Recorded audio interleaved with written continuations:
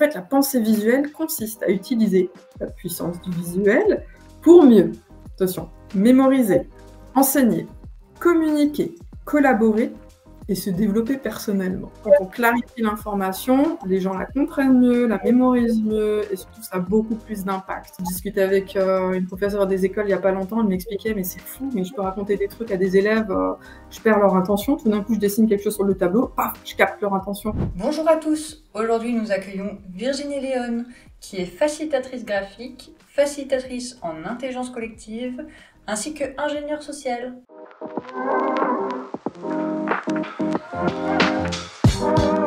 Alors, est-ce que dans un premier temps, Virginie, tu pourrais te présenter et nous raconter un peu ton parcours, comment tu es devenue facilitatrice en intelligence collective et ingénieure sociale? Hello tout le monde, moi je m'appelle Virginie, je suis vraiment ravie de vous retrouver aujourd'hui. Oh là, alors Louise, pour te raconter mon parcours de facilitatrice d'atelier en intelligence collective et ingénieure sociale, il faut remonter déjà un peu plus loin, une vingtaine d'années un peu plus loin, parce que j'ai un peu plus de 40 ans et un parcours professionnel, on va dire, qui est un petit peu riche et qui a commencé où? En fait, aux Beaux-Arts. J'ai fait mes premières études, je les ai fait en art. J'ai adoré ce temps-là, mais à l'époque, les artistes, ce milieu-là, je le connaissais encore très peu. J'avais pas forcément d'idée de comment faire une carrière là-dedans. On n'avait pas encore les réseaux sociaux comme aujourd'hui.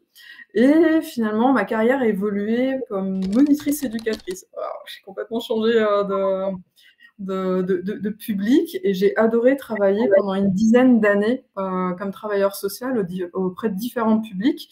Et comme différents travailleurs sociaux, au bout d'un moment, j'étais un peu lasse de mon métier, un peu fatiguée, usée aussi, et j'ai besoin de faire une première reconversion professionnelle. Attention, première, je dis bien. J'ai fait une pause et je me suis formée pendant 2 ans comme couturière. J'ai fait un CAP couture et j'ai adoré parce que finalement, je revenais un peu aux sources, à la créativité. Et je me dis, ah, génial, je vais faire des vêtements pour les gens. Sauf que j'aimais pas faire des vêtements pour les gens. Je me suis dit, tiens, je vais devenir prof de couture et pourquoi pas dans l'humanitaire. Donc, je suis partie pendant 1 mois au Sénégal et dans une association et je me suis dit, là, je n'aimais pas donner des cours de couture. Et je me dis, mais mince. Et pourtant, il y a quelque chose d'autre qui s'est improvisé sur place, c'est que j'ai pu accompagner les bénévoles pour refaire, essayer de comprendre quel matériel il fallait, retravailler le programme de formation, de manière complètement informelle et sans grande prétention. Et en rentrant, je me suis dit, mais punaise, mais pourquoi je suis faite? Alors, un de mes potes est venu me voir, elle m'a dit, écoute Virginie, je vais te faire un bilan de compétences. Ok, je suis repartante pour les expériences, je dis, ok. Et là, il en est résulté un profil un petit peu spécial. Il m'a dit, Virginie, écoute, je comprends ton problème. Tu es 100% sociale et 100% créative. Oui, génial. Tu es fait pour devenir ingénieur social. Hein? Qu'est-ce que c'est ton truc? Qu'est-ce que c'est que ça? C'est la première fois de ma vie que j'entendais parler de ce métier. Et il me dit, écoute, ce que je te préconise, c'est de faire un master en ESS, en économie sociale et solidaire. Il y en avait un justement sur Mulhouse. Donc, après plein de péripéties, finalement, j'ai réussi à rentrer en Master 2 directement. Et là, assez rapidement, ça a été la révélation. Je dis, ah, waouh! Je dis, mais c'est génial, c'est enfin une économie qui place l'être humain au centre. C'est là que je découvre l'intelligence collective, le travail collaboratif. Mais je le touche seulement du bout des doigts. Et sur Mulhouse, à l'époque, en tout cas, j'avais pas compris qu'il y avait des formations. Je n'ai peut-être pas trouvé, tout simplement, des formations sur la facilitation d'ateliers en intelligence collective. Mais ça, c'est resté quelque part près de moi. Et j'ai fait mon premier mémoire. Je suis restée un petit peu sur la fin de ce premier mémoire et eu l'occasion aussi de poursuivre. Après le master ESS, il y avait des possibilités de continuer les études et il restait des places en DIS, en diplôme d'état d'ingénieur social. Tiens, c'est marrant, on revient à ce que mon collègue me préconisait au départ. Et j'ai tenté l'aventure, au petit bonheur la chance, mais quand je dis au petit bonheur la chance, c'était vraiment au petit bonheur la chance. Et finalement, j'ai été prise dans ce DIS et c'était génial. Et pendant 1 an et demi encore, j'ai poursuivi ça, juste avant Covid, là-dedans. Et là, c'était assez complémentaire finalement de ce que j'avais vu en ingénierie sociale, en master ESS. Parce Parce que là, on travaillait dans l'ingénierie sociale vraiment à la compréhension du territoire, avec les acteurs du territoire pour essayer de trouver des projets. Et moi, c'est ce qui m'animait à l'époque. Vraiment, c'était la créativité, c'est essayer de co-construire ensemble et de partir de terrain pour essayer de solutionner des problématiques rencontrées. Voilà comment je suis devenue ingénieure sociale. Et c'est bien plus tard, mais ça, je te raconterai peut-être tout à l'heure, comment je suis devenue facilitatrice d'ateliers en intelligence collective. Oui, moi j'aimerais savoir surtout en fait comment tu as découvert la facilitation graphique. Alors ça, c'est une très bonne question. C'est un des heureux hasards de la vie, j'ai envie de dire. Donc après mes études, j'ai eu plusieurs jobs comme coordinatrice, chargée de mission. Et au bout d'un moment, vient, on vole de ses propres ailes. Et j'ai monté une première boîte avec 2 potes. Et dans ce cadre-là, j'ai dû faire des recrutements sur LinkedIn. Et il y a un profil qui m'a tapé à l'œil, c'était celui de Tiffaine Chomaz. Je me dis, tiens, intéressant. Il y avait écrit championne du monde de mind mapping. Je me dis, mais qu'est-ce que c'est que ce truc? Et ça existe, c'est trop, trop bien. C'était une designeuse UX. Et je prends contact avec elle et je trouve cette jeune femme absolument formidable. Et par la suite, sur LinkedIn, elle m'envoie un petit message, quelques mois, je crois, après notre première rencontre. Et elle dit qu'elle est en train de monter une équipe pour les championnats du monde de mind mapping 2023. Et elle cherche des gens pour monter cette équipe. Et à ce moment-là, j'étais dans ma boîte, j'étais dans des choses plutôt administratives. Ce côté créatif, c'était plus trop présent dans ma vie. Et je me dis, tiens, pourquoi pas faire un truc de fou dans ma vie? Et le mind mapping, en fait, j'y connaissais pas grand-chose. Je savais que c'était une carte mentale qui avait des branches. Mais honnêtement, j'en savais rien. Et je me lance là-dedans. Je dis, allez, faisons un truc fou. Pendant que je suivais ces cours, cette formation avec Tiffaine, avec le reste de l'équipe, c'est à ce moment-là, en fait, que je comprends un peu l'univers de la pensée visuelle, mais comme je suis un petit peu curieuse, j'ai commencé à chercher dans des bouquins et à regarder aussi sur LinkedIn, beaucoup LinkedIn, chercher des facilitateurs graphiques. Et petit à petit, je tapais les mots-clés, mais c'était de manière, sans y connaître grand-chose. Et à force, sur mon fil d'actualité, il y a des visuels intéressants qui commençaient à apparaître et surtout, c'est là que je commence à faire le lien entre facilitateur graphique et facilitateur d'atelier en intelligence collective. Je vois qu'il y a un espèce de lien, je ne comprenais pas trop lequel et tout, mais là, je vois les facilitateurs d'atelier en intelligence collective apparaître et je me dis, mais en fait, c'est ça que je cherche depuis des années, mais que je ne comprenais pas. J'avais cette intuition, mais je ne savais pas ce que c'était. Et c'est là que cette rencontre fabuleuse s'est opérée. C'est génial en tout cas. Mais en tout cas, je suis super contente pour toi, Virginie, pour tout ce qui t'est arrivé et le fait de trouver son métier passion en fait. Et du coup, j'aimerais savoir concrètement qu'est-ce qui t'a marqué pour que tu te dises c'est mon métier rêvé, je veux aller là-dedans. Alors, je pense pas qu'il y a eu un il faut ou c'est ma passion au départ. C'était au bout d'un moment, d'une période de ma vie, je cumulais plusieurs jobs en même temps, notamment avec cette première boîte. Et j'étais aussi dans le social. Et pendant les championnats du monde de mind mapping, j'ai découvert quelque chose qui m'a passionnée. C'était dessiner des petits personnages. Je me dis, je me dis, mince, c'est pas parce qu'on a fait les beaux-arts qu'on sait dessiner. Accessoirement, je veux quand même communiquer l'information, parce que moi, c'était surtout la sculpture. Enfin, moi, j'aime créer de mes doigts, mais dessiner, je suis pas une bonne illustratrice du tout. Mais j'aime ça quand même. Et là, durant cette formation avec Tiffaine Chomaz, je me dis, punaise, mais enfin, je peux dessiner des trucs simples. Et j'ai trouvé ça génial. À ce moment-là, mon deuxième job, il était dans le social encore, et je commençais à dessiner partout. En compte rendu de réunion. Alors, ça ressemblait pas à grand-chose. Mais honnêtement, mais qu'est-ce que je m'en fichais? Vraiment, mais royalement. Et surtout, ce qui était génial, c'est que j'avais des collègues, mais hyper bienveillantes et encourageantes. Là, j'ai vraiment eu de la chance. C'est comme quoi l'environnement est très important. Et elles m'ont toujours encouragée, regardée. Et puis, au bout d'un moment, je me suis dit, tiens, j'ai envie de lancer un atelier de facilitation d'intelligence collective. J'ai fallu voir mon directeur. Lui, il m'a tout de suite suivi là-dedans. Je commençais à dessiner des petits personnages partout. Moi, je suis fan de citations aussi. Donc, un jour, j'en ai collé un dans le mur de mon ancien boulot. Et j'ai attendu des semaines, voire parfois je crois même 2-3 mois, hein, avant que quelque chose tombe dans mon oreille et disent: «Mais en fait, mais c'est qui a laissé ce dessin ici?» Et c'était rigolo, c'était tombé pendant une réunion, où toute l'équipe était présente, hein, quasiment une quarantaine de personnes et tout. Et moi je me suis dit: «Oh punaise, je vais me faire lyncher et tout», et en fait non, c'était tout l'inverse. Il y a des gens qui avaient trouvé ça super. Je me dis: «Oh, oh!» Du coup, j'ai commencé à coller un peu partout et au fur et à mesure, dans toute mon ancienne association, j'ai commencé à en avoir un petit peu partout et c'est là que ça a démarré. Et petit à petit aussi, moi, je commençais à publier sur LinkedIn et je me suis dit: «Oh, il y a personne qui regarde, donc on s'en fiche de toute manière si c'est moche». Mais je commençais à poster. Il y avait toujours un fil conducteur, c'était ces personnages, toujours ces personnages. Retrouve Créalange sur tes plateformes d'écoute préférées, sur YouTube et Instagram. C'est quelque chose qui m'a nourrie, qui m'a aidée au départ à me sentir un peu mieux, à me reconnecter à mon moi créatif, parce que j'étais vraiment dans des boulots où beaucoup d'administratifs. Et c'était une bulle de bien-être, en fait. Et petit à petit, ma première boîte c'est close.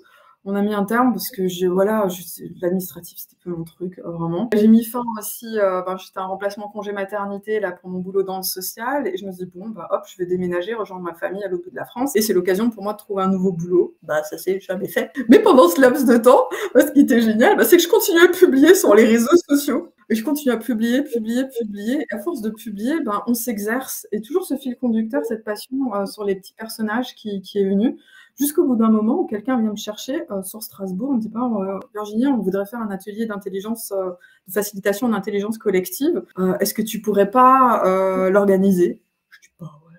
Hop là. Je dis: pourquoi chercher à l'autre bout de la France du boulot alors que finalement à côté de chez moi il y en a. Et c'est comme ça que j'ai commencé un premier atelier. Quelqu'un est venu me chercher pour faire une illustration et je continue à publier régulièrement. J'avais un peu le temps de ça. Mon talent d'être graphique a absolument tout changé et a multiplié en fait tous les visuels que je pouvais créer. Ça devenait de plus en plus plaisant et c'était absolument génial aussi quand je dessinais ces petits personnages.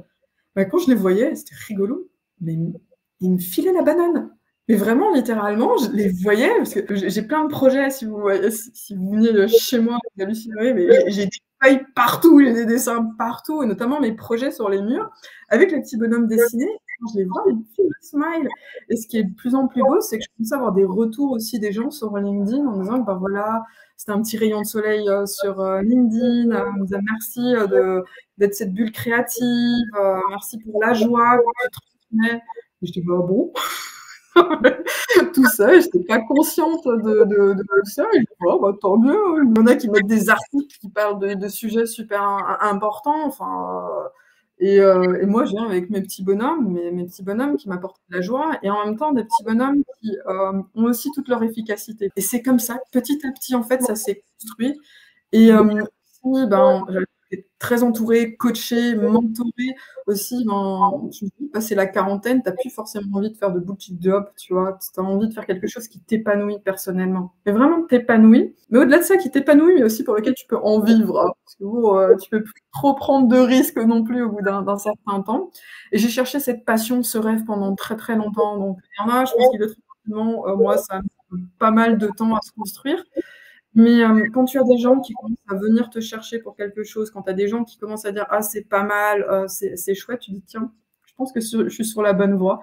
Et c'est comme ça, finalement, que je me suis remise à mon compte. Et au lieu de faire des ateliers de facilitation d'intelligence collective, bien que ça, j'aimerais continuer à en faire, c'est surtout l'illustration qui a pris le pas, et l'apprentissage aussi aux gens donnés, parce que moi, je suis une ancienne éducatrice, faut pas oublier, qui adore transmettre. Et aussi, surtout, voir comment les gens s'épanouissent. Ça, c'est quelque chose que j'adore. Alors, tellement, en me disant, tiens, je sais pas ce que ça va te donner, tu vois, mais j'aime bien arroser, regarder. Est-ce que ça va être un rosier? Est-ce que ça va être un séquoia? Un olivier? Qu'est-ce que ça va te donner, ce truc-là? Ça va être une fleur. Et laisser juste la personne s'exprimer, développer sa créativité. Et ça, c'est un de mes kiffs que tu peux même pas imaginer dans la vie. Et voilà, c'est ma passion est venue tout ça naturellement. Les choses anciennes sont passées, il y a des nouvelles choses qui sont venues. Je me suis laissée un peu aller. C'était beaucoup de travail, c'était Aussi, quand un boulot devient une passion, c'est pas toujours évident parce qu'on se retrouve devant des falaises, devant des murs, devant des obstacles et tout. Mais la passion est tellement plus grande, tellement plus puissante que on franchit tout ça et on arrive là où on en est. Donc pour moi, j'en suis qu'au début du parcours, mais je me réjouis de la suite. J'ai vu que tu avais lancé ton e-book sur le guide du personnage. Est-ce que tu peux un peu nous en parler et nous dire ce que c'est? Ouais. Alors ça, c'est un projet que j'avais depuis 1 an et demi. 1 an et demi! Je commençais à publier très régulièrement sur les personnages et je me dis, bon, je sais qu'il existait un petit peu ailleurs déjà pas mal de livres sur la pensée visuelle, sur l'univers du sketch-note avec des petits personnages, mais pas forcément entiers et pas en français, notamment sur les personnages. Et surtout, j'avais envie de traduire, enfin, je sais pas, je peux pas l'expliquer, c'était en moi, il fallait que ça sorte. Fallait que ça sorte. Et il y a 1 an et demi, j'avais commencé déjà à le faire. Le problème, c'est que tous les dessins, je les faisais à la main. Je travaillais sur Canva et ça ressemblait à rien. Mais vraiment, vraiment, vraiment à rien. Et il y a une rencontre qui s'est faite. C'était quoi, en janvier? Je vois un petit message qui apparaît sur LinkedIn. Nicolas Verdeau. Oh! Putain, c'est Nicolas Verdeau, quand même, un des grands noms de la facilitation graphique en France. Je vois un message à moi, je réponds tout de suite. Il me dit, ouais, Virginie, est-ce qu'on peut échanger? Oui! Tout de suite. Tu sais, il y a des trucs qui sautent dessus. Je dis, ouais, trop bien. Et puis, il me propose de participer au sommet des décoincés du crayon de cette année. Et je me dis, et à la fin, il me dit, écoute, Virginie, c'est pas un travail qui est rémunéré, mais par contre, tu peux faire la promotion de tes produits à la fin. Je fais, mais j'ai rien. Blou, blou, blou. Et on discute ensemble, et puis il m'explique qu'il avait fait un e-book, et moi je dis, mais ça, j'aimerais tellement, tellement, tellement, tellement le faire. Et finalement, ça a été l'élément déclencheur. Et comme j'avais ma super méga géniale tablette, j'ai accouché cet e-book à peu près en 1 mois.